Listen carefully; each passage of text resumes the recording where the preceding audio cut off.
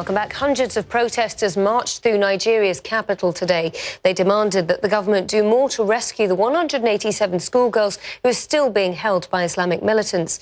The girls were abducted from their school dormitory earlier on this month. Parents of these girls have accused the government of making false claims and also politicising the kidnappings. Well, the name of the group responsible for these kidnappings, Boko Haram, loosely translates as Western education is forbidden. The statistics, though, show that a lack of education can stunt economic growth. Pam Allyn is the founder of Lit World. She joins us now live from CNN New York with more on her initiative. Pam, there's obviously an interesting dynamic to what's going on with your campaign today because, of course, we have that march over there in Abuja. But the reality is that there's a lot more women around the world who can't read and write, and of course that has huge economic implications for their independence and their future welfare.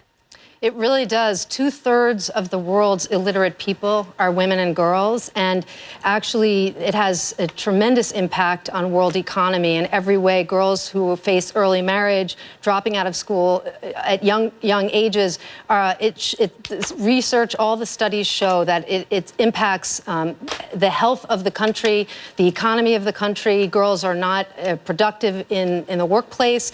They're not able to live into their dreams and their hopes.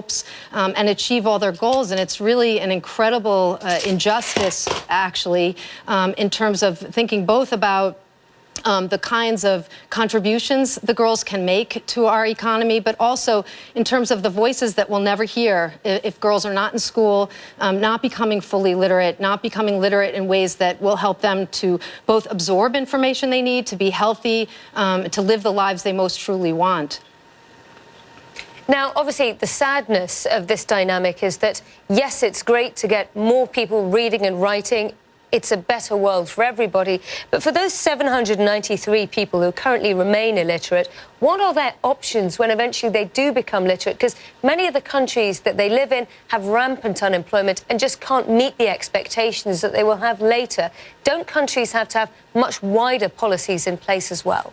Yeah, it's true. I mean, I actually think that access is the currency that we all need, and that is to say that the capacity that girls will be able to contribute to the world will be also about how they contribute through technology, through mobile phones, through really all kinds of the ways that the 21st century is going to offer for all girls to be fully participatory as citizens, as business leaders, as government leaders, our governments, all of our governments really have to make stronger contributions to this idea that even if we invest in a 1% more in secondary education, it leads to a 0.3% increase in our country's GDPs. I mean, it's just the correlations are incredibly close, and the more we invest, the more likely it is that our girls are going to be able to connect both virtually and actually in terms of the knowledge that they bring to the world.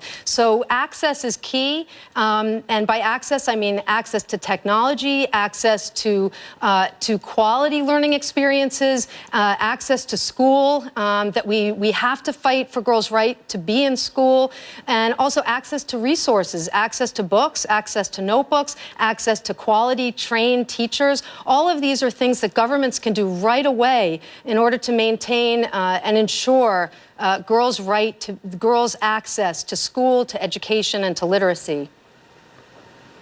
All right, Pam Allyn, thank you so much for that there. Pam Allyn there joining us at CNN New York with more on that initiative. You have to try and lift those almost 800 million people around the world out of illiteracy.